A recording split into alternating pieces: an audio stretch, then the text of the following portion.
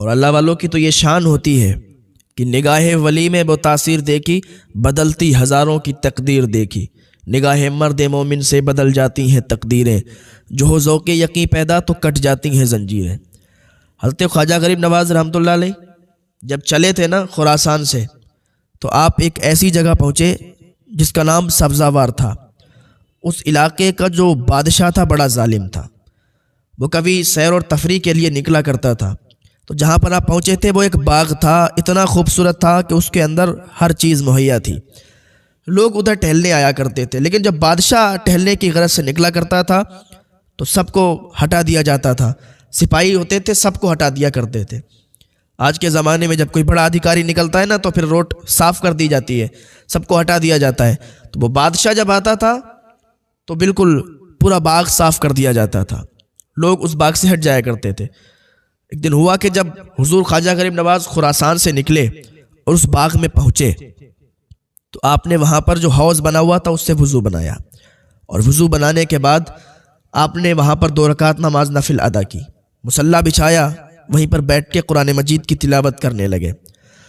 ادھر بادشاہ کے ٹہلنے کا وقت ہو گیا تھا، بادشاہ بھی ادھر سے نکل گیا تھا، سپاہی آئے، سب کو خالی کرایا تو دیکھا کہ ایک فقیر، ایک بابا بیٹھے ہوئے ہیں۔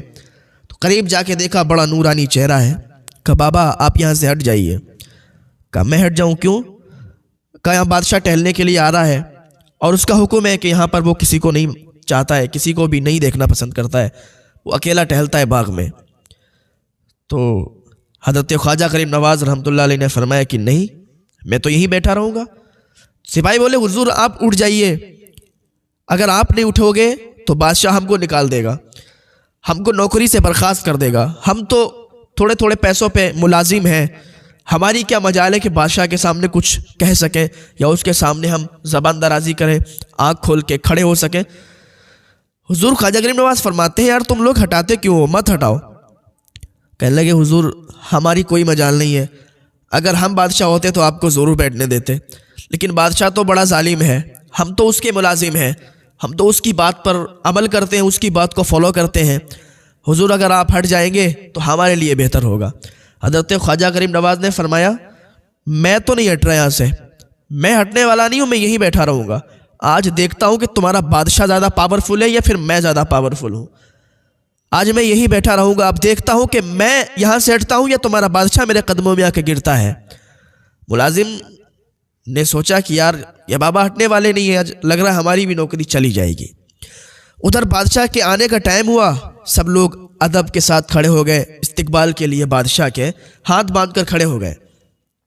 بادشاہ ادھر سے آ رہا تھا، جیسے ہی باغ میں گھسا بادشاہ نے ٹہلنا شروع کیا تو کیا دیکھتا ہے کہ ایک فقیر بیٹھے ہوئے ہیں، مصلی بچھائے حوض کے قریب ایک فقیر بیٹھے ہوئے ہیں۔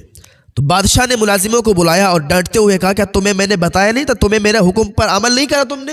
میں نے تمہیں بتایا تھا کہ میرے ٹہلنے کے سمے یہاں پر کوئی نہیں دکھنا چاہیے، اور تم نے پھر میرے عمل کو فالو نہیں کیا، اور آج دیکھو یہاں پر کوئی بیٹھا ہوا ہے، یہ کون شخص ہے، اس کو ہٹاؤ یہاں سے۔ ملازموں نے کہا حضور ہم نے آپ کی بات کو فالو کیا، آپ کی ہر بات پر عمل کیا، یہ بوڑھے فقیر ہیں، ہم لوگوں نے ان سے کہا تو انہوں نے کہا ہم یہاں سے نہیں جائیں گے، ہم یہاں سے نہیں ہٹیں گے۔ تو بادشاہ بڑا غیظ و غضب میں آیا، بڑا غصہ ہوا کہ میرے فرمان کو مانا نہیں، میرے بات کو فالو نہیں کیا، کون شخص ہے اس کو بلاؤ ادھر۔ ملازم گئے، سپاہی گئے، کہا چلیے بادشاہ سلامت بلا رہے ہیں آپ کو۔ تو حضور خواجہ غریب نواز رضی اللہ تعالیٰ عنہ فرماتے ہیں کہ میں کیوں جاؤں اس کے پاس، وہ خود آئے میرے پاس، میں تو نہیں جانے والا۔ بادشاہ نے جب اتنا سنا تو اور زیادہ غصہ ہو گیا، میری سلطنت میں، میری بادشاہت میں، میرے ہی اس باغ میں اور اپنی چلاتا ہے اور بیٹھا ہوا ہے، میں نے بلایا تو کہتا ہے میرے پاس وہ خود آئے، کون سا شخص ہے، چلو دیکھتے ہیں۔ وہ بادشاہ بڑا غصے میں آیا، حضرت خواجہ غریب نواز بیٹھے ہوئے تھے، حضور خواجہ غریب نواز کی طرف اس نے بڑے غصے میں بولا، اور جیسے ایک جملہ بولا تو حضور خواجہ غریب نواز نے اس کی طرف آنکھ اٹھا کر دیکھا تو مسکرانے لگے، اور جیسے ہی مسکرانے لگے تو ادھر خواجہ غریب نواز مسکرائے، ادھر بادشاہ نے جب حضرت کے حسن کا عالم دیکھا، ان کے چہرے پر مسکراہٹ دیکھی تو غش کھا کے گر گیا، زمین پر بے ہوش ہو گیا۔ جتنے ملازم تھے سب پریشان ہو گئے، جتنے سپاہی تھے کہ ارے یہ تو سچ کہتے تھے، ان میں تو بڑا پاور ہے، یہ تو سچ کہتے تھے کہ بادشاہ آ کے میرے قدموں پہ گرے گا، بادشاہ تو آنے سے پہلے ہی بے ہوش ہو گیا ہے۔ آ کے سب ملازم حضور خواجہ غریب نواز کے قدموں پہ گر گئے، حضور آپ تو بڑا طاقتور ہیں، آپ میں تو بڑی طاقت ہے۔ حضور خواجہ غریب نواز فرماتے ہیں یہ طاقت میری نہیں، یہ تو میرے رب کی طاقت ہے، یہ طاقت تو میرے رب کی ہے جس نے ساری کائنات کو بنایا، اور میں اس سے کیوں ڈرنے والا، میں اس سے کیوں ڈروں؟ ارے مجھے تو اس رب نے پیدا کیا ہے، میں تو اس سے ڈرتا ہوں جو ایک اللہ ہے، جو سب کا مالک ہے، سب کا خالق ہے، سب کو پیدا کرنے والا ہے۔ تو کہا حضور آپ تو بڑے زیادہ طاقتور ہیں، آپ نے تو اس کو بے ہوش کر دیا، اب آپ ایسا کیجئے کہ اس کو ہوش میں لائیے۔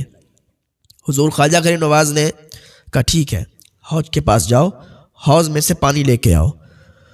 وہ اس کا سپاہی حوض گیا، جا کے پانی لایا، پانی لانے کے بعد خواجہ غریب نواز کو پیش کیا، خواجہ غریب نواز نے پانی ہاتھ میں لیا، اس کے پاس گئے، چھینٹے مارے تو وہ بے ہوشی کے عالم سے باہر آیا، اٹھا تو حضور خواجہ غریب نواز کو دیکھا، جہاں اتنا غصے دار تھا، اتنا غیظ و غضب والا تھا، جب حضور خواجہ غریب نواز کے چہرے کو دیکھتا ہے تو اس کا غصہ سب ختم ہو جاتا ہے، ابھی تک اتنا غصہ تھا سب غصہ ٹھنڈا ہو جاتا ہے اور خواجہ غریب نواز کے قدموں پہ گر جاتا ہے، خواجہ غریب نواز کے قدموں کو پکڑ لیتا ہے، یا خواجہ غریب نواز، یا خواجہ غریب نواز ہمیں معاف فرما دیجئے، ہم سے غلطی ہو گئی ہے۔ یہ اس کے دل میں اتنا رحم پیدا کس نے کیا؟ اللہ نے۔ اس کے دل میں اتنا رحم کس نے پیدا کیا؟ اللہ پاک نے۔ اتنا غصے والا، اتنا غیظ و غضب والا خواجہ کے قدموں پہ گر گیا، خواجہ جی معاف فرما دیجئے۔ حضور خواجہ غریب نواز نے فرمایا اٹھ جا، اور جیسے ہی وہ اٹھا تو خواجہ غریب نواز کے ہاتھ پر بیعت ہو گیا اور خواجہ غریب نواز کا مرید ہو گیا، اور سچا پکا مرید ہوا، خواجہ کا دیوانہ ہو گیا۔ یہ حال دیکھ کر سارے ملازم، سارے سپاہی جتنے تھے حضور خواجہ غریب نواز کے قدموں پہ آ گئے اور سب کے سب بیعت ہو گئے، خواجہ کے دیوانے ہو گئے۔ یہ میرے خواجہ غریب نواز کی کرامت ہے، یہ میرے خواجہ غریب نواز کا عالم ہے۔ جب ان کے گدا بھر دیتے ہیں شاہان زمانہ کی جھولی، محتاج کا جب یہ عالم ہے، مختار کا عالم کیا ہوگا؟ ہاں جب حسن تھا ان کا جلوہ نما، انوار کا عالم کیا ہوگا؟ ہر کوئی فدا ہے بن دیکھے دیدار کا عالم کیا ہوگا؟ ہر کوئی فدا ہے بن دیکھے سرکار کا عالم کیا ہوگا؟ یہ تو خواجہ غریب نواز ہیں۔ اللہ نے اپنے ولیوں کو، اپنے دوستوں کو ایسی طاقت عطا فرمائی ہے نا کہ جہاں سے وہ گزر جائیں، جدھر سے بھی گزر جائیں، اپنے دیوانے بناتے ہوئے چلے جاتے ہیں۔ جو بھی ان کو دیکھ لے، جو بھی ان کی باتیں سن لے، لوگ ان کے دیوانے ہو جایا کرتے ہیں۔ یہ اللہ کے ولیوں کی طاقت ہوا کرتی ہے، اللہ کے دوستوں کی طاقت ہوا کرتی ہے۔ اور اللہ کا دوست بنتا کیسے ہے؟ اللہ کا دوست بننا بڑا آسان کام ہے۔ آپ اللہ رب العزت کا بھیجا ہوا، بتایا ہوا کلام پڑھیں۔ اللہ کے دوست اگر بننا چاہتے ہیں نا تو دنیا کی محبت کو ترک کر دیں۔ اللہ خود فرماتا ہے جو بندہ دنیا کی محبت کو ترک کر کے پھر میری بارگاہ میں آتا ہے تو پھر میں اس سے پیار کرنے لگتا ہوں۔ جب بندہ دنیا کی محبت کو ترک کرتا ہے اور اللہ کی محبت میں سرشار ہوتا ہے پھر اللہ اس سے پیار کرنے لگتا ہے، اس کے فرشتے بھی اس سے پیار کرنے لگتے ہیں اور یہ مخلوق بھی اس سے پیار کرنے لگتی ہے۔ تو اللہ کی ہو جائیں، اللہ کی طرف آ جائیں، اللہ ایک توبہ سے معاف فرما دے گا۔ اللہ تعالیٰ کی بارگاہ میں دعا ہے اللہ ہمیں نیک عمل کی توفیق عطا فرمائے۔ آج رمضان شریف کے 12 روزے ہو گئے ہیں اور ایسا لگتا ہے کہ ابھی رمضان شریف شروع ہوا۔ جو لوگ روزے رکھتے ہیں ان کو پتہ ہے، خوشی ہے الگ سی کہ روزے بہت اچھے الحمدللہ جا رہے ہیں، لیکن جو لوگ روزے نہیں رکھ رہے ہیں انہیں افسوس ہے۔ روزے نہیں رکھ رہے ہیں، افسوس ہے کہ ہر دن ایک روزہ، ہر دن ایک روزہ ہم رکھ ہی نہیں رہے، اور یہ دن، یہ رمضان شریف کا مہینہ یوں ہی گزر رہا ہے۔ اور آخری میں جب دن ہوگا رمضان شریف کا 30واں یا 29واں روزہ ہوگا تو پھر یہ افسوس میں یہ لوگ ہوں گے کہ کاش ہم نے بھی رکھ لیا ہوتا۔ افسوس کرنے سے بہتر ہے کہ آپ بھی آئیں، اللہ کی عبادت کریں، روزہ رکھیں۔ روزے میں کوئی مرتا نہیں ہے، کسی کی جان نہیں چلی جاتی ہے، بس تھوڑی سی بھوک اور پیاس اللہ کے لیے برداشت کرنا پڑتی ہے۔